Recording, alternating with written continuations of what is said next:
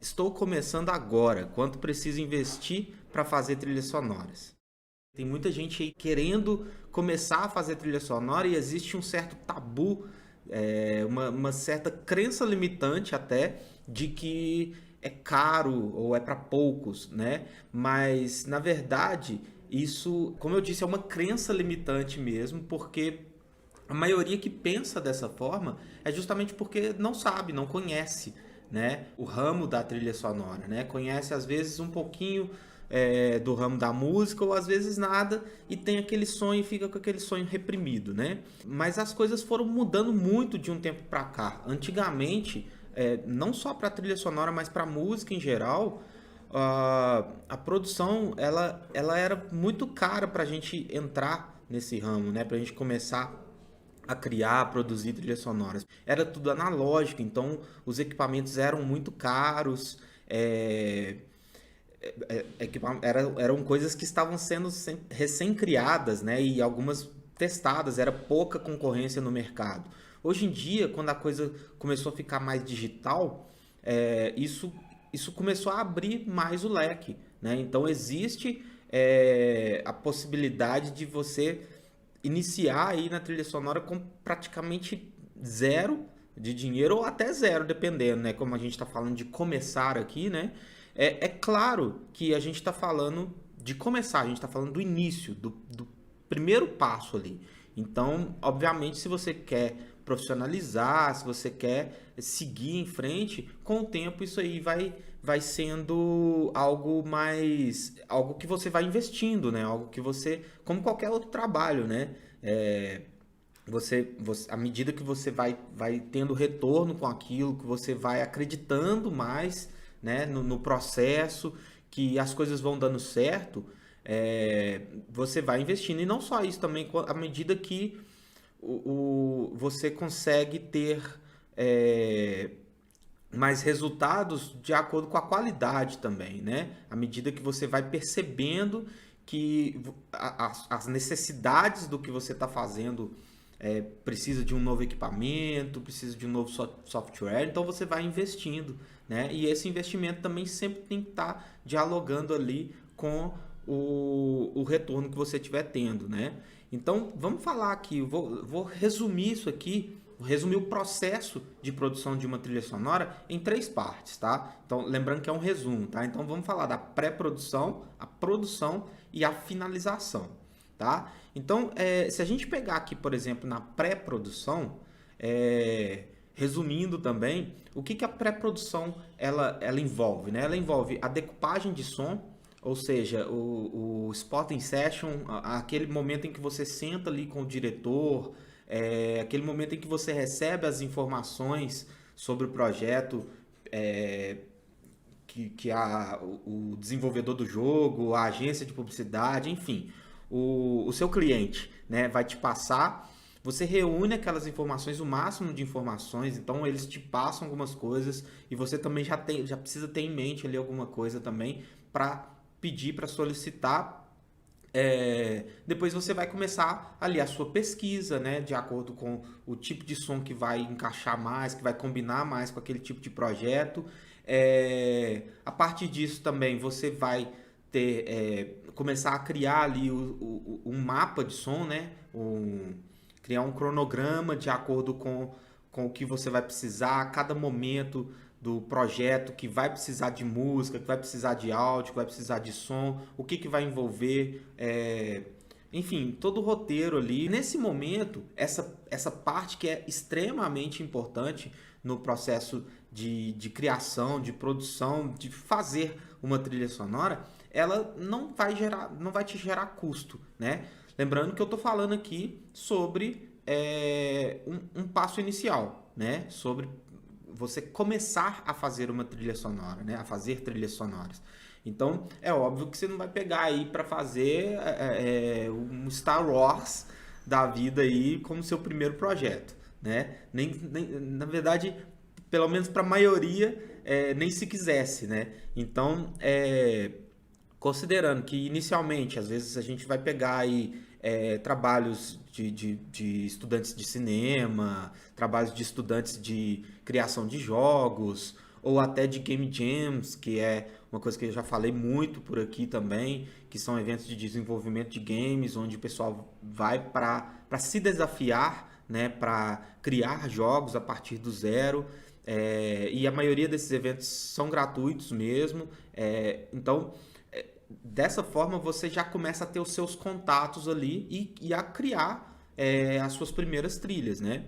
Então, esse primeiro ponto, né, que é o ponto das informações do jogo, do filme, do projeto, que você vai colher essas informações, que você vai começar a fazer suas pesquisas, que você vai começar a traçar os caminhos que você deseja percorrer ali para criar aquele projeto. Não só que você deseja, mas que vai ser mais pertinente, que vai ter mais a ver com o que foi importante para aquele tipo de projeto, né? Esse primeiro passo aí, pensando aí no começo, ele não necessariamente vai te render, te gerar nenhum gasto, tá?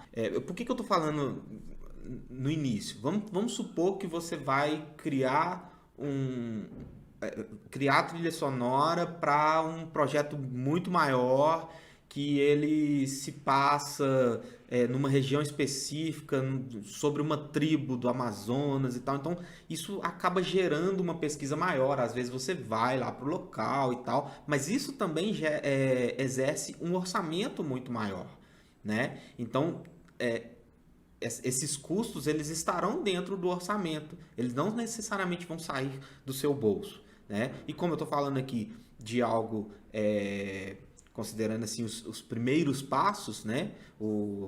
Você começar, de quando você precisa investir para começar, esses custos aí não entram, porque justamente ele já vai estar ali relacionado a quando você já estiver fazendo, e não vai ser um custo seu. Naturalmente vai ser um custo de quem for te contratar, beleza? Então, beleza, passou por esse processo de pré-produção aí, a gente entra no processo de produção, né? E a produção, ela vai envolver, né? Como eu fiz um resumo aqui, no processo de produção ela vai envolver a criação e a produção em si, a produção do áudio, a produção dos arquivos utilizáveis, né? O produto final, né? Porque você simplesmente criar a música, como que o diretor, a agência, o desenvolvedor vai colocar isso dentro do projeto, dentro do jogo, dentro do filme, enfim. Então, você vai passar por esse processo de criação e pelo processo de produção. Na verdade, o processo de criação, ele já vem desde lá do início, desde do primeiro contato ali, você já começa a criar. Tipo, o cara virou para você: opa, eu tenho um filme aqui que se passa no século XIII, que é sobre XYZ, e eu queria que você fizesse a trilha sonora. Na hora que o cara fala isso, a sua mente já começa a criar, naturalmente, tá? Já começa a ter ideias da sonoridade daquilo, né? Então, a mente da gente já começa a criar, né? Só que eu tô falando aqui do processo de criação, da criação em si, da parte mais prática, tá? E vamos falar dos custos disso para quem está começando agora, né? Se você está começando agora, vamos pensar começando do zero, sem saber nada de música, sem saber nada de som, e também a possibilidade de quem já toca algum instrumento, quem já tem um conhecimento musical, algo assim. Então, você vai ter aí, por exemplo, papel e caneta, né? Ou um caderno de partitura, um caderno normal, e para você poder anotar ali sua partitura, sua cifra, tablatura, ou não necessariamente, né? Porque tem muitas pessoas que não compõem dessa forma. Eu mesmo, dependendo do projeto, dependendo da situação, eu não preciso necessariamente escrever uma partitura para aquilo. Então, vai depender muito do tipo de projeto, né? Então, aí, por exemplo, eu nem vou considerar isso como um custo, porque papel e caneta todo mundo tem ou consegue até com o irmão, com o colega. Enfim, não é algo que a gente pode considerar como custo. E mesmo se tiver, tipo, sei lá, menos de R$ 5 você gasta com isso, né? Além desse processo aí, ainda pensando na questão do começo, né? De iniciar, se iniciar na criação, na produção de trilhas sonoras, né? A gente pode pensar aí que você pode simplesmente cantarolar as melodias que te vierem à cabeça, né? Na hora de cantarolar, você pode gravar ali no seu celular, e é uma coisa também que eu imagino que se você está me vendo aqui, você obviamente deve ter um celular ou um computador, ou pelo menos acesso a um desses, computador, celular, internet, né? Então, também não vou considerar isso como um custo, né? Então, assim, você cantarolar ali no seu celular, você tocar no seu instrumento para, né? Porque cantar a gente tem simplesmente nota por nota, né? Quando a gente toca no instrumento, dependendo do instrumento, você tem a possibilidade ali de criar harmonias, né? De criar contrapontos, que são melodias paralelas, resumindo bastante, né? Enfim, você tem N possibilidades que o canto em si não te dá, né? E além de tocar, não necessariamente você vai precisar gravar aquele instrumento, porque você pode usar instrumentos virtuais, por exemplo, né? E quando eu falo de instrumentos virtuais, a gente já vai para a ideia do computador, do celular, que, como eu disse, eu pressuponho que você já tem, né? Já tenha pelo menos acesso a um computador ou um celular. Então você pode começar por aí, né?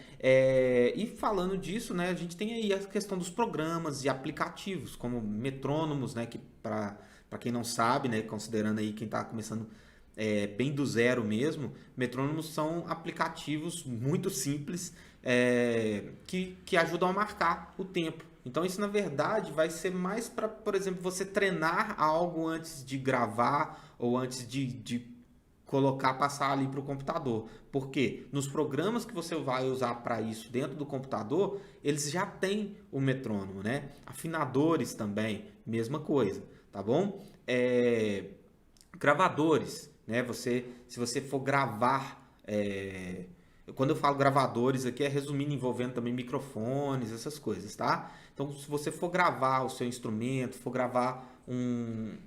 fazer um Foley, né, a captação de algum som para criar um efeito sonoro, você vai precisar de gravadores, microfones, mas não necessariamente, porque também você pode pegar amostras de sons, né? Pela internet existem sites como, por exemplo, Free Sounds, que você consegue amostra de som e a partir desses sons, e gratuito, tá? A partir desses sons você pode manipular ali e criar novos sons, dentre vários outros aí também, beleza? E quando a gente fala, por exemplo, no caso que eu falei de efeitos sonoros, isso até mesmo com o próprio celular você consegue fazer sons de qualidade profissional, tá? É claro, depende do tipo de som que você for fazer, mas como eu disse, considerando uma produção, né, de quem está começando e tal, e mesmo independente disso, você consegue fazer coisas profissionais. Já teve muita coisa que eu fiz com o celular e assim, ninguém diz que foi com o celular. Na verdade, sempre foi aceito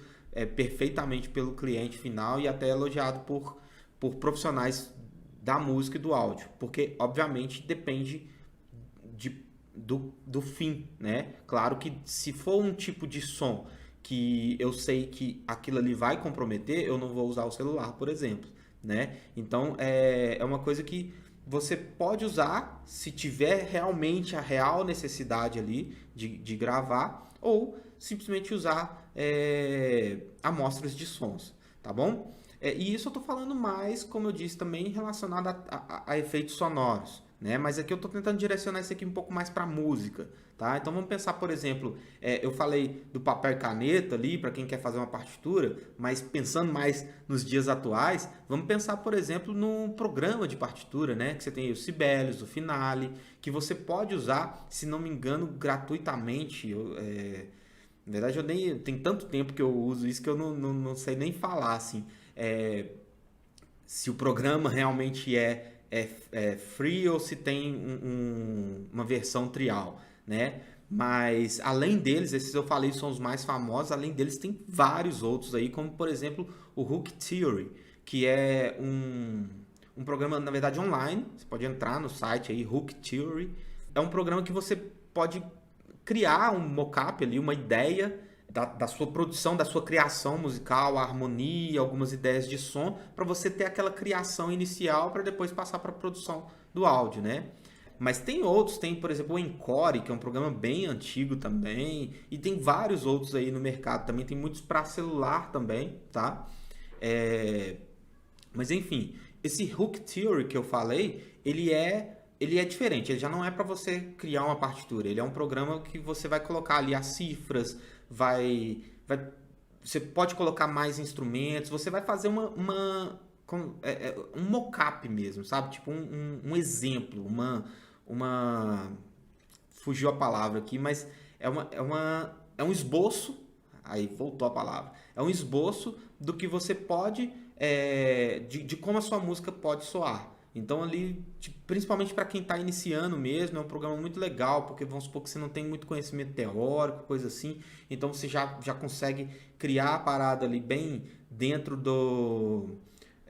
como se diz, dentro da tonalidade, sem sair da tonalidade. Então você seleciona a tonalidade, ele não te permite caso você vá usar uma nota que não esteja naquela tonalidade. Então tem muita coisa legal ali para fazer esse esboço inicial. E a partir desse esboço você pode depois passar para um programa mais profissional, né? E além de um programa profissional, antes de falar disso, tem outros tipos de programas aí que você pode usar também, como o Music Maker Jam, né? Você tem a versão para celular, o GarageBand, o FL Studio Mobile, que é o Fruity Loops, que é uma DAW, né? O Fruity Loops ele é um programa já profissional, né? Esse mobile, claro que quando a gente fala de mobile, né, celular, a gente está falando sempre de coisas um pouco mais limitadas. Mas, né, para começar, obviamente, você tem essa possibilidade aí, né? Então você tem aí o Fruity Loops Mobile e passando aí, saindo do mobile e pensando numa coisa um pouco mais até profissional mesmo, você tem as DAWs, né? O Fruity Loops Mobile já é uma DAW, né, para celular, mas você tem o Fruity Loops para computador também, assim como várias outras, né? E eu vou falar aqui das DAWs ainda, né? Quando eu falo DAW, eu quero dizer Digital Audio Workstation, que é a sua estação de trabalho de áudio digital, tá bom? É como se fosse o seu estúdio virtual ali dentro do computador. E ali dentro você tem praticamente tudo que você teria num estúdio como os de antigamente, só que virtual, digital, né? Quando eu falo né, da Digital Audio Workstation, eu estou falando de coisa que assim de 20, sei lá, 30 anos para cá, mas que se popularizou mesmo de mais ou menos uns 15 anos para cá e sei lá, talvez até de 10, 5 anos para cá. Porque aí que as coisas, que o digital começou a ser muito mais aceito e muito mais usado mesmo. E, obviamente, caindo na sua mão, né? Porque é a partir daí que a coisa se populariza de uma forma que eu particularmente considero muito benéfica. Porque não fica mais só nas mãos de uma ou outra pessoa, né? De quem realmente tem uma grana para investir. Por quê? Porque as DAWs você tem várias DAWs gratuitas. Vamos falar mais disso, né? Então, quando eu falo aí da parte da criação, que está dentro do processo de produção, a gente tem essa coisa que ela é muito mais mental, né? É claro que a gente precisa tirar isso daqui, né, para se tornar realmente uma criação, uma composição, né?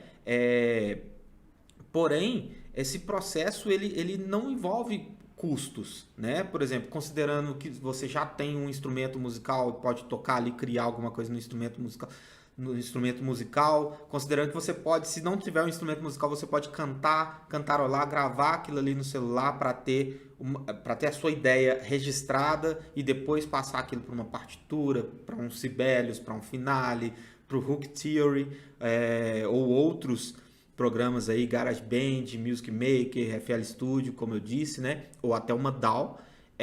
Então, esse processo de criação, né? Até desde o papel e caneta ali também não vai te gerar nenhum custo. Beleza?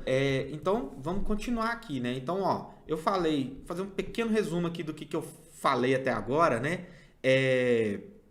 Eu resumi o processo de produção, de criação de uma trilha sonora em pré-produção, produção e a finalização, tá? Eu falei sobre a pré-produção, que seria aquele momento inicial ali que a gente vai sentar com o diretor, com o desenvolvedor, com a agência, para ter as informações, a pesquisa, o início ali de um mapa de som, um mapa de áudio, e depois comecei aqui no processo de produção, a partir da criação, né? Onde a gente falou de várias coisas aqui, várias formas que você pode criar, desde o papel e caneta até aplicativos de celular e programas de computador. E até agora a gente não teve custo nenhum, né? Então, vamos continuando aqui. Vamos para a parte da produção. Quer dizer, a gente já está dentro da produção, mas vamos agora para a produção de áudio, que é o momento em que você vai pegar aquela ideia que você teve na cabeça, que você passou para o instrumento, que você passou para a partitura, para o papel, para o computador, que seja, mas ainda como um esboço, né?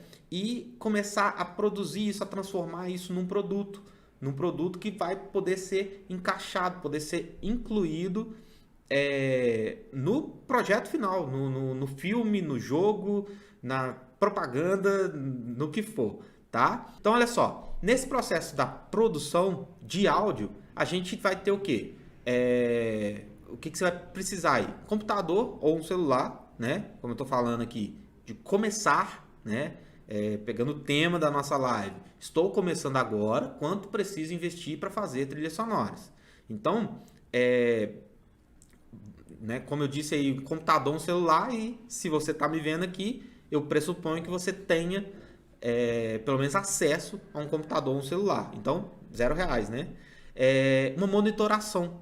E o que é quando eu falo monitoração é o quê? É você monitorar, você ouvir aquilo que você está criando. Porque, né, é claro que no computador aparece ali as ondas sonoras e tal, mas você precisa ouvir o resultado daquilo que você está fazendo, até para poder manipular, poder ter algo mais assertivo. Então, quando eu falo monitoração, muita gente pensa que a monitoração é só por aqueles monitores, as pessoas costumam chamar de monitor aquelas caixas que se usam no estúdio, mas aquilo são caixas de som e caixas de som direcionadas para esse fim.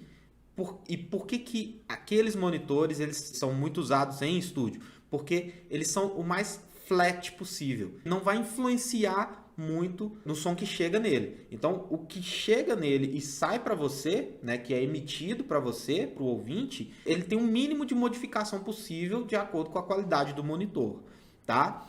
Só que quando a gente fala de monitoração, é simplesmente você monitorar. Por que monitor de vídeo também chama monitor? Porque você está monitorando visualmente. Então, o monitor de áudio é algo que você monitora auditivamente, não sei se tem essa palavra, né?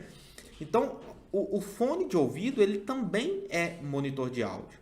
E por muito tempo se dizia que os fones de ouvido não eram bons ou não eram o ideal para monitorar, para produzir, né? Só que hoje em dia isso está muito diferente, tá? Por quê? Porque não só os fones evoluíram, como também a forma como as pessoas escutam música, como as pessoas assistem filmes, vídeos, jogam videogame. Como? Através do próprio alto-falante do celular ou de um fone de ouvido. Muitas vezes aqueles fones de ouvido bem tabajarinha, né? Não estou dizendo que você pode... que você vai produzir ali com um fone daqueles fones de celular que vai ficar tudo ok, vai ficar perfeito. Não, mas a gente tem que lembrar que cada vez mais a maioria das pessoas escutam em caixas realmente precárias, tá? Em situações né, realmente precárias, em aparelhos, em monitorações, vamos dizer assim, precárias. E para elas está tudo bem, está tudo ótimo.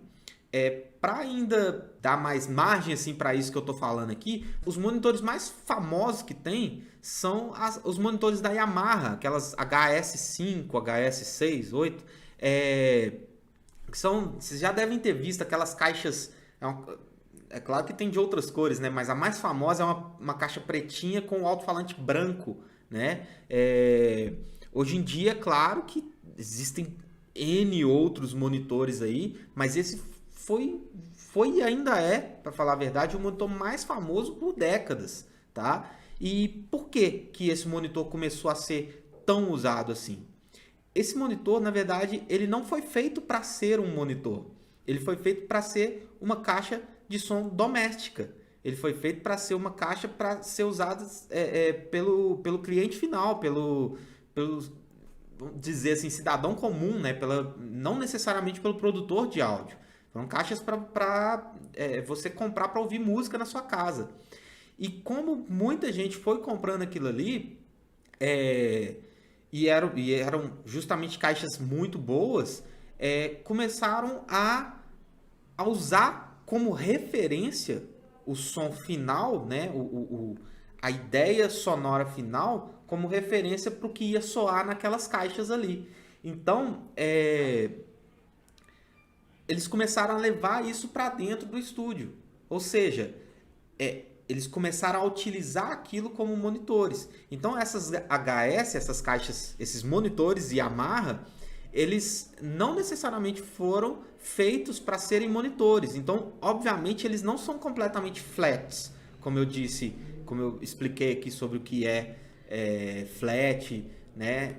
Que é justamente a questão do som daquele aparelho que não influencia no som que chega nele, ou influencia o mínimo possível no som que chega nele, né? Para transmitir para o espectador. Quando a gente fala que é flat, é aquele aparelho que ele foi criado de uma forma que o som é enviado para ele e ele emite o som, mudando ele o mínimo possível. Quando eu falo de mudar, é mudar a frequência, mudar o timbre. Frequência raramente muda, né? Mas, normalmente mais quando tem algum problema mesmo, quando está estragado. Mas mudar a equalização, tá muito grave, tá muito agudo, coisas assim. E isso vai de acordo não só com o monitor, mas com o ambiente, tá? E quando eu falo isso, aí eu chego num ponto que eu queria dizer com relação à questão do fone de ouvido. Por que que o fone de ouvido hoje é cada vez mais usado para monitoração? Porque justamente pelo fato da coisa ter ficado mais digital, começado a ideia do in the box, né, que é a produção aqui dentro da caixinha, dentro do computador, né, a questão do digital, da DAW, do Digital Audio Workstation, que é a estação de trabalho de áudio digital, começou a crescer bastante a ideia do home studio. Então, hoje, as pessoas criam, produzem música, trilhas sonoras fantásticas, tá?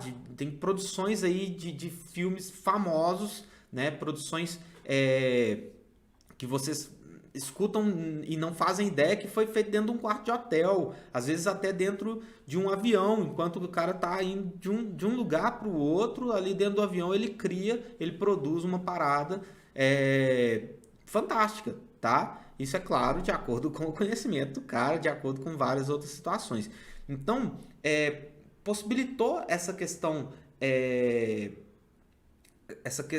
de você poder produzir em qualquer lugar. Por quê? Porque o monitor de caixa, ele necessariamente vai dialogar com o ambiente, tá? Então, por exemplo, eu falei das Yamaha, né? Da HS. Você tem ali HS5, HS6, HS8, se não me engano, e isso é de acordo com o tamanho do alto-falante. E esse tamanho de alto-falante, ele vai influenciar no tanto de grave, por exemplo, que vai sair. Então, se você usar uma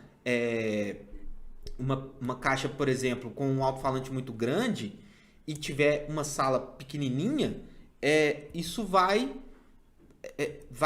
gerar um grave muito grande e vai te dar uma percepção completamente errada do som que você realmente está produzindo ali. Então você pensa que aquele som está muito grave, mas na verdade ele está precisando de grave. E aí você tá tendo aquele resultado sonoro, né, com muito grave, e você começa a tirar. Na hora que chega lá, que coloca no filme, no jogo, no que for, na hora que chega no cliente final, aquele som tá faltando grave pra caramba, tá? Então, o controle que se tem disso ou você tem um estúdio com um tamanho ideal, uma sala bem tratada, com um planejamento acústico e tudo mais, ou você tem e usa esses monitores, ou você se adapta aos fones de ouvido e adapta também, não só aos fones de ouvido, mas até mesmo a forma como as pessoas, como o ouvinte final, como o cliente final, têm ouvido, têm consumido esses produtos cada vez mais hoje em dia, tá bom? Então, eu não tenho números exatos aqui, mas as pessoas estão cada vez mais acessando a internet, por exemplo, pelo celular, né? Eu sei que a internet, por exemplo, mais de 80% das pessoas acessam a internet pelo celular, tá? Então, quando eu falo de internet, aí a gente já vem aí, por exemplo, Netflix. Claro que esses mesmos dados não servem completamente para Netflix, mas muita gente assiste Netflix, entre outros aí, a Amazon, pelo celular, pelo tablet, né? E, por exemplo, isso às vezes no ambiente de trabalho mesmo, às vezes você está ali na sala com sua família, você quer ver uma coisa diferente do que eles estão assistindo na televisão e tudo mais, você vai usar o fone de ouvido, tá? Então, a gente tem que sempre se adaptar cada vez mais à forma como o cliente final vai consumir aquilo. É claro que, como eu disse, não quer dizer que você vai começar a produzir com aquele fonezinho de celular, com usando o próprio alto-falante do celular, mas sempre pensando, sempre tendo a ideia de que vai ser ouvido muitas vezes dessa forma. Então você vai precisar adaptar a sua música, a sua produção, para ela ser bem ouvida tanto num aparelho sensacional quanto nesses para que esses clientes tenham uma boa experiência tanto com um aparelho sensacional quanto também num simples fone de ouvido, tá bom? E aí, voltando aqui para a questão da sua produção, né? Você pode sim fazer essa monitoração através de fone de ouvido, né? E obviamente que você vai começar com o que você tem, né? Beleza, eu tenho um fonezinho de celular. Não é o ideal, mas começa por ali, porque você vai precisar ouvir o que você está fazendo, né? Agora, você quer levar isso mais a sério? Dá uma investida aí num fone de ouvido. Você tem fones de ouvido muito bons, de, por exemplo, R$160 a R$500 aí, fones muito bons para começar. Quando eu falo de R$500, eu já estou falando de fone que é considerado de entrada para a questão profissional mesmo, né? Mas são fones que você consegue resultados sensacionais, né? Isso eu falando ali na média dos 500. Mas 160, por exemplo, você consegue um AKG K414, por exemplo, que é um fone ótimo. Ele é muito usado para monitoração, para quando você vai tocar, né? Ter a monitoração no palco ali. Mas são fones sensacionais também e que você pode começar por ali. Vai ser muito melhor, por exemplo, de um fonezinho de celular. Eu, por exemplo, as primeiras produções que eu fiz foi com um fone um fone da Philips, mas assim, fone bem tabajara mesmo, que era da minha que hoje é minha esposa, né? Fones que não tem nada de profissional, bem abaixo desse de 160 aqui. Só que, obviamente, o que eu fiz? Eu sabia que aquele fone não era ideal, então eu sempre conferia o resultado da minha produção em outros aparelhos também, no som da minha casa, no som do meu carro, em outras situações, para ver se aquilo que eu estava ouvindo, que eu estava mexendo ali, não estava sendo muito equivocado, né? E até mandava para outras pessoas também e tudo mais. Com o tempo eu percebi que aquele meu fone, ele tinha um pouco da fraqueza no grave, ele não tinha um grave muito legal. Então o que eu fazia? Quando eu pensava que o meu som estava com pouco grave, eu já lembrava dessa questão do meu fone de ouvido não responder tão bem no grave. Então, já pensava duas vezes mais ali antes de produzir. Mas isso é a questão de se adaptar ao que você tem, tá joia? Mas então aí, ó, a primeira coisa que a gente está falando de tirar um pouquinho da grana do bolso ali, mas não necessariamente porque você vai começar aí, né? Como eu estou falando de dar o primeiro passo ali, você vai começar com o que você tem em mãos, tá bom? E aí a gente entra aqui num outro ponto, voltamos à ideia da DAW, né, que eu dei uma introduçãozinha lá em cima, e aqui eu vou falar especificamente delas, e aí eu posso responder a pergunta do Pedro Vitório, né, que o Pedro Vitório tinha perguntado o que você acha do Reaper.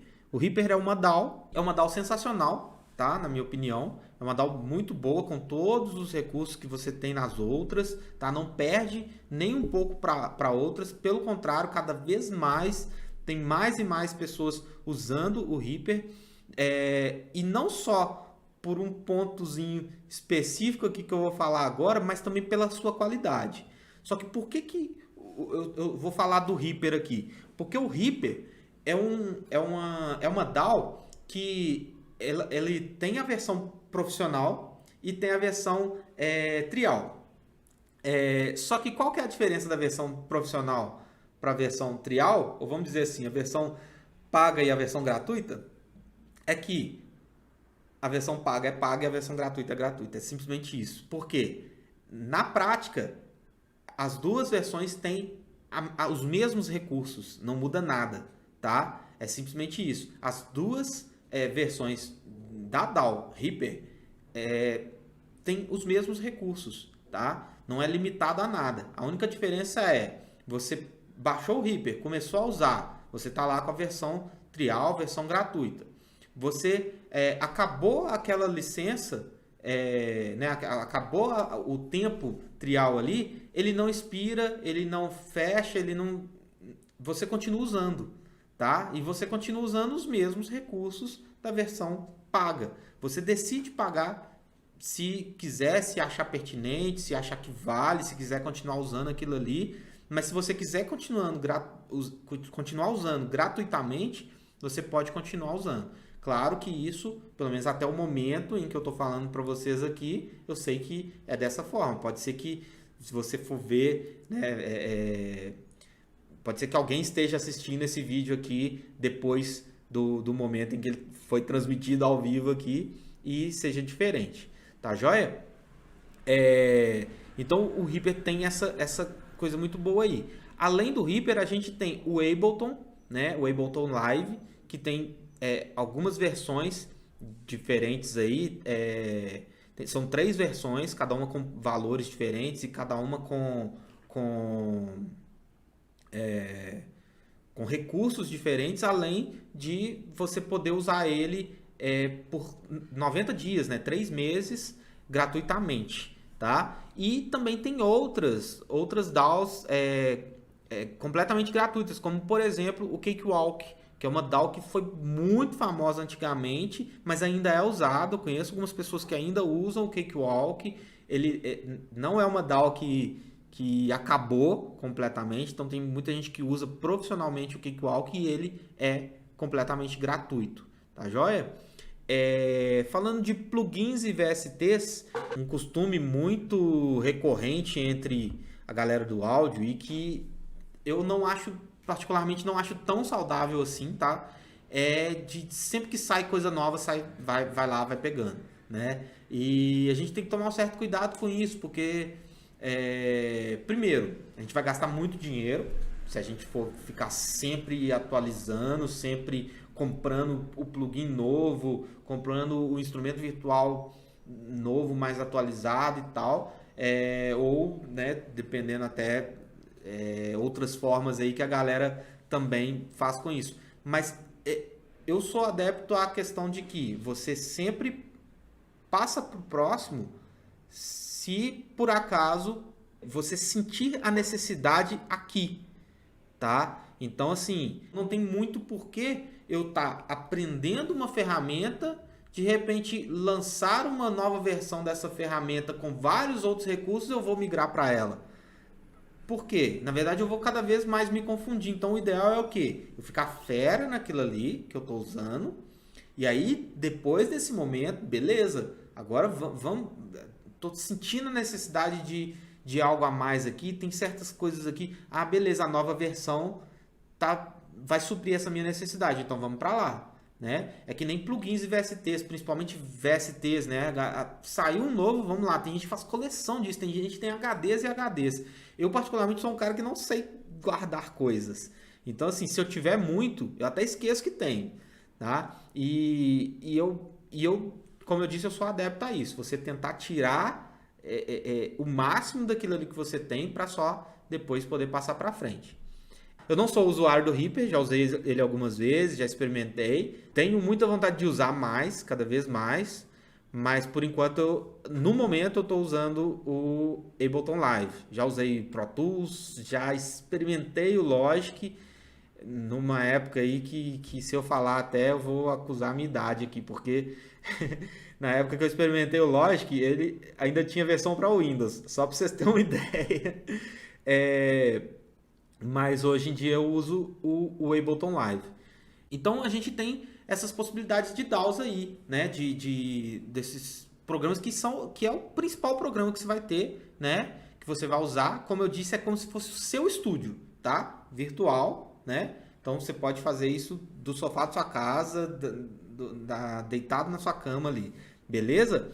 E além disso, você vai precisar de plugins e VSTs. Como eu disse lá em cima, você não precisa necessariamente gravar o seu instrumento. Hoje em dia, os instrumentos virtuais, ó, tá? Você tem a maioria das coisas que estão aparecendo aí hoje em dia são feitas por instrumentos virtuais. Muita coisa que você assiste na Netflix é instrumento virtual.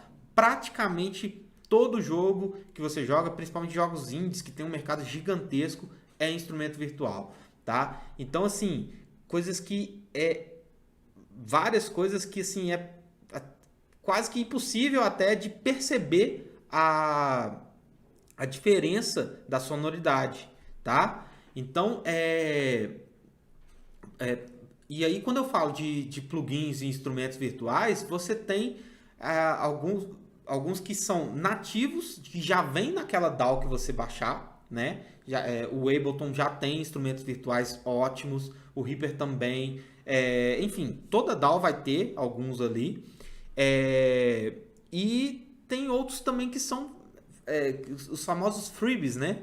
Que são versões gratuitas, ou não simplesmente versões, mas instrumentos gratuitos que são feitos para que você conheça a empresa, né? E aí a partir daquilo ali você de repente pode se interessar por algum outro produto pago dele, mas tem alguns sensacionais aí que vocês podem baixar ou até se virar com os nativos da DAW. E outra coisa, tá? Uma coisa muito importante é o seguinte: quando eu falo dos nativos da DAW, eu separei aqui plugins e VSTs, tá? VSTs são os instrumentos virtuais ou até os programas que leem os instrumentos virtuais, mas esses VSTs eles não deixam de ser plugins também, tá bom? E aí, quando eu falo isso, no caso que eu separei, porque eu quis dizer plugins, eu quis dizer mais aqueles de equalização, de compressão, de modulação, tá? A maioria das pessoas que eu conheço, profissionais que fazem produções gigantescas aí, usam alguns que são realmente nativos da DAW, tá? Então, existe uma certa crença limitante mesmo de que tudo que é gratuito é ruim, o que já veio na sua DAW é ruim. Não necessariamente. Experimenta, escuta, conversa com outros profissionais aí para saber também. É claro que, né, como eu disse, obviamente se você está usando, você sentiu ali a necessidade de melhorar a qualidade daquilo ali, você está sentindo que aquilo ali não está suprindo a sua necessidade auditiva ou até a necessidade do projeto, né, dos projetos, né, você já começa a procurar ali, opa, vou mudar, vou procurar um outro plugin, um outro VST, tá joia? E aí tem uma outra coisa aqui que já é mais específica para a área dos games, tá? Ainda dentro da parte da produção de áudio, que são as middlewares. E por que eu vou falar das middlewares, né? Porque a middleware são os programas onde você vai fazer com que o seu áudio seja um áudio dinâmico. Como assim? Vamos pensar na produção de áudio para games, tá? Então, pensando na produção de áudio para games, vai ter aquele momento que o jogador tá ali, né, jogando, e aí chegou, virou a esquina, né, o avatar ali virou a esquina, encontrou com um inimigo e vai começar uma batalha. Se, por exemplo, esse avatar o jogador tá jogando ali e ele não virar a esquina, ele voltar a ir para outro lugar, ele não vai encontrar com aquele inimigo. Agora pensa, quando ele encontra com o inimigo, vai começar o quê? Uma música de batalha. Se ele não encontra, né, uma música de batalha de acordo com cada jogo, né? Se ele não encontra, continua aquela mesma música que estava rolando antes. Então você precisa programar isso, você precisa fazer com que o seu áudio mude de acordo com a forma que o jogador jogar ou com algumas programações do jogo ali, né? Então as middlewares que vão ser responsáveis por isso. As mais famosas são o WWise e o Fmod, tá? Eu vou falar aqui do Fmod, por quê? O Fmod você pode baixar ele gratuitamente, tá? Você vai lá no site, baixa. E você pode já ir, né, fuçando aí, aprendendo aí, e você só paga se você for lançar um jogo, né, ou se aquilo que você criou, que você construiu, for ser incluído num jogo que for lançado, tá? Só que tem algumas condições aí, né? Tem um valor para até tantas vendas. Acima disso é outro valor e tal, mas também existe a possibilidade de um licenciamento gratuito para produções indie, né? Produções independentes, tá? Que você precisa, né, entrar em contato ali com a Firelight Technologies para conversar ali sobre essa licença, mas assim, não é nada burocrático, é tudo bem tranquilo. Você entra em contato ali, mas na verdade não é algo que você vai fazer. Você simplesmente, vamos supor que você vai produzir a trilha para um game. Você entrou ali, conversou com o cara, conversou com o desenvolvedor, beleza, fala com ele, olha, a gente vai produzir esse game, eu sinto que esse game tem a necessidade aí da gente fazer um áudio dinâmico e tal, para mudar assim, assim, assado, o som entrar nesse momento e tudo mais. Então a gente poderia usar uma middleware.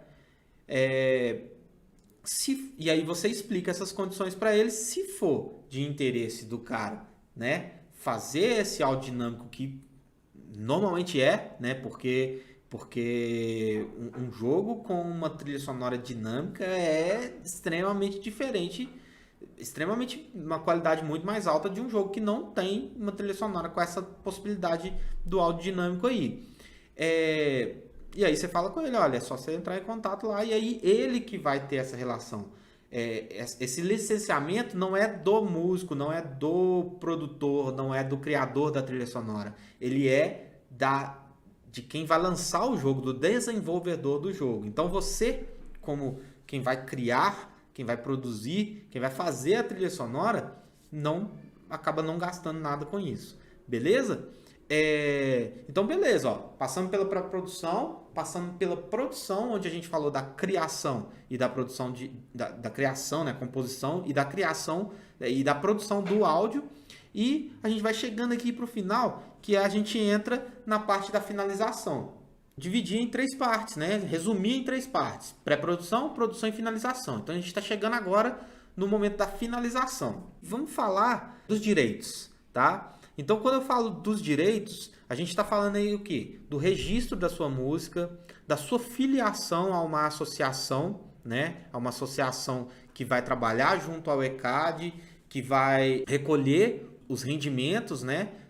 Que possivelmente aquela sua trilha possa ter, e vai repassar para você, né? E também a geração dos códigos que vão fazer com que seja possível, né, que o ECAD encontre ali quem é o criador, ou quem são os responsáveis, quem participou daquela gravação, né?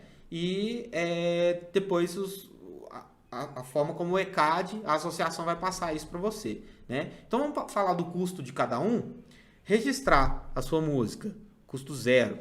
Por quê? É considerado o autor aquele cujo a ideia nasceu dentro da cabeça dele. Tá joia? Então, a partir do momento que você teve uma ideia musical, você é o autor dessa música. Só que você precisa comprovar que você que teve essa ideia, né? A partir do momento que você coloca isso de alguma forma que você prove que você foi o primeiro a pensar naquilo, você já está registrando essa ideia. Então vamos pensar, por exemplo, que você criou uma música, simplesmente cantarolou uma melodia ali no gravador do celular e postou isso, tipo, postou um vídeo de você gravando isso no YouTube, né? No YouTube vai ter ali o registro do momento, da hora que você cadastrou aquilo, que você enviou aquilo. Então, se algum dia alguém plagiar essa ideia sua, você tem a prova de que você foi o primeiro, tá? Isso que eu tô falando é uma forma de registro informal, tá? Mas existem outras formas e são válidas tanto quanto, tá? Por exemplo, antigamente se usava muito você fazer a partitura, colocar dentro de uma carta, ou não necessariamente só a partitura, uma pequena fita, um DVD, coisa assim, colocar dentro de uma carta e mandar para si mesmo. Por quê? Porque vai passar pelo correio, vai ter aquele carimbo, vai ter aquela identificação do tempo, do horário e tal, da data, e vai provar que isso é seu, tá? Então, lembrando que tem que ser uma forma que não seja alterável, né? Que você não vai, por exemplo, não basta simplesmente anotar ali num guardanapo e pronto, né? Agora, a gente falando de formas mais formais de registrar isso, tem duas formas aqui no Brasil, que são a Biblioteca Pública e a Universidade Pública do Rio de Janeiro, tá? E aí você registrando dessas formas também é gratuito, só que demora um pouco mais, é um processo um pouquinho mais burocrático, então é válido e assim, não que seja mais válido, mas se por acaso você chegar a entrar aí numa questão... Opa, esbarrei aqui. Numa questão mais de, por exemplo, um processo, né? Alguém quer te processar porque você usou aquela música, mas você quer provar que é sua. É claro que aquele documento, aquela documentação né, gerada através da Biblioteca Pública, Biblioteca Nacional, né? E da Universidade do Rio de Janeiro vão ser mais fáceis de comprovar a veracidade daquilo ali do que essas outras formas, mas são todas viáveis e todas muito utilizadas. Por exemplo, o exemplo que eu dei do YouTube aqui é muito utilizado, tá? Tanto que para você, o próximo passo aqui seria a filiação, né? A filiação é o quê? Existem 7 associações que administram o ECAD.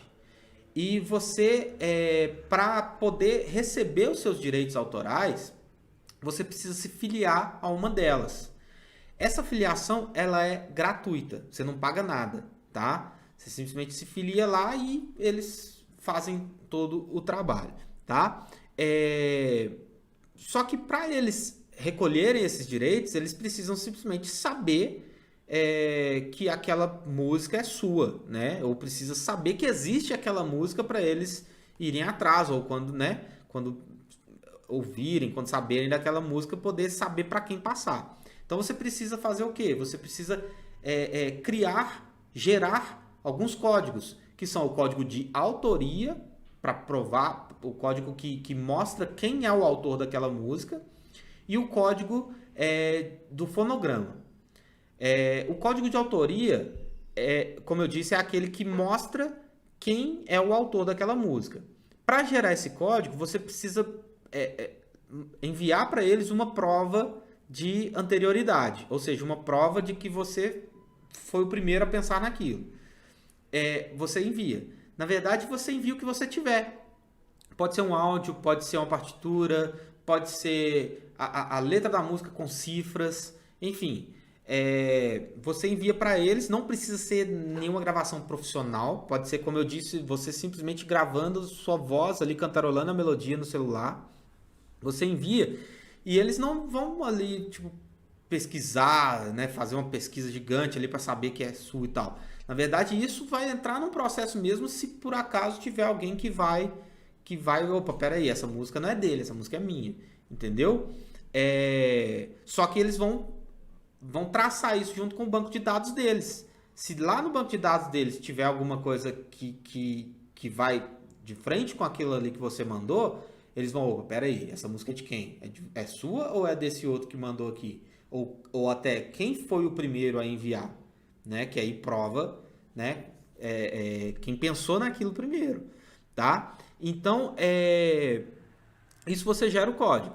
Gerou esse código, que é o ISWC, que é o código de autoria, você depois vai gerar o código do fonograma, que é o ISRC. Ele vai ter, né, dentro desse código a informação sobre todo mundo que participou da gravação daquela música, que o intérprete, o autor, cada músico, né? E vai ter as porcentagens ali que os rendimentos vão ser divididos para cada um.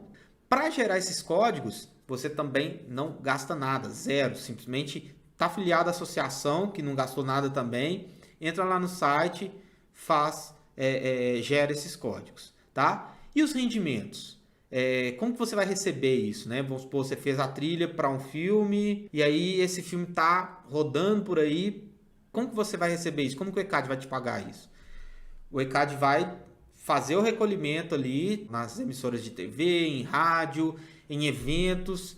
Ele vai fazer esses recolhimentos e quando ele recolhe, no caso do audiovisual, tem um documento que chama Kill Sheet. Esse documento é um documento que você preenche ou a produtora preenche. Você vai colocar ali cada música, cada autor, tudo. Não só o seu, mas de tudo que tem naquela obra. Coloca e para onde aquele filme for, ele vai levar aquele documento. Então, quando o ECAD chega lá, ele pega o documento, opa, essa música é de fulano de tal, que é registrado a tal associação. Ele manda o dinheiro para aquela associação e aquela associação manda o dinheiro para você, tá? Isso gera um custo, que é o quê? O ECAD fica com 10% dessa arrecadação e você fica com 5%, tá? É um custo? Mas é um custo que não está saindo do seu bolso. É um custo que é retirado daquilo que foi gerado. Então, ele chega para você com menos isso. Então, você não está pagando, tá? De certa forma tá, mas enfim. O que eu quero dizer é que você não precisa tirar nada do seu bolso, do que você já tem, para receber aquela outra parte, tá? Então, questão de direitos, você não gasta nada, tá bom? E aí, voltando aqui só para lembrar do tema da nossa live, né? Eu tô começando agora, quanto que eu preciso investir para fazer trilhas sonoras? Então, a gente passou aí pelo processo de pré-produção, produção e finalização, né? Que é toda a ideia da construção da trilha sonora, né? Na pré-produção, a gente viu que não tem custos, né? Na produção, né, que envolve a criação e a produção, na criação a gente viu que não tem, na produção talvez aí um fone de ouvido para te dar uma monitoração melhor, né? Você ter um custo aí bem baixo, né? Ou se você já tiver, né? Beleza. Direitos autorais e conexos, nada, não precisa gastar nada, simplesmente fazer o dever de casa ali e começar a receber, né? E aí, só que como eu tô falando sobre a ideia de estar começando, né? Isso tudo envolve principalmente o conhecimento, envolve principalmente a capacitação para saber o que fazer com isso tudo que eu falei, né? Eu falei aí de criar uma partitura, de fazer uma cifra, uma tablatura, né? Pensar na partitura que é algo mais completão, de colocar ali no programa, né, na DAW, de usar um VST, né, um instrumento virtual, um plugin de equalização, né, uma middleware, né, que é um programa de criar o áudio dinâmico, o áudio que vai mudar de acordo com a forma como o jogador jogar, essas coisas todas. Você precisa do conhecimento, você precisa se capacitar para aquilo ali, né? Só que hoje em dia, o que acontece? É conteúdo aleatório, confuso pra caramba, né? A maioria em inglês, principalmente quando a gente fala de trilha sonora, ainda tá tudo muito em inglês, mais baseado no mercado estrangeiro, muito aquém do nosso mercado aqui, né? Enfim, é cada vez mais difícil encontrar, e quando encontra é algo bem equivocado ou bem incompleto, né? Então, conclusão disso tudo, né? Começar com o que tem, investir no que você vai ouvir e investir no seu conhecimento, na sua capacitação e na sua percepção. Beleza? Muito obrigado pela presença e fiquem à vontade aí para continuar assistindo esses conteúdos gratuitos sobre trilha sonora. Tá joia? Muito obrigado mais uma vez e até a próxima.